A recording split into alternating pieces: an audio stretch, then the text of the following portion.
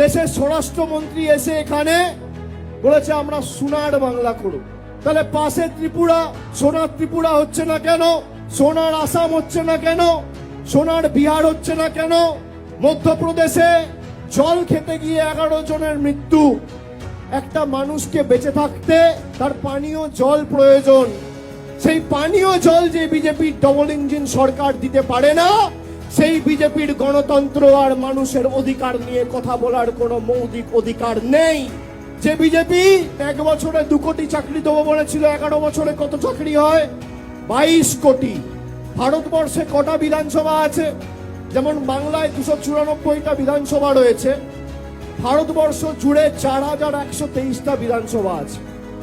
এই 4123টা বিধানসভার মধ্যে আমি বাংলার কথা ছেড়ে দিলাম, যদি গুজরাট বা উত্তরপ্রদেশের একটা বিধানসভায় নরেন্দ্র মোদী সরকার দেখাতে পারে 22 কোটি চাকরি আর 4123টা বিধানসভা, আপনি যদি ভাগ করেন তাহলে প্রত্যেক বিধানসভায় 53,000 চাকরি দেওয়ার কথা।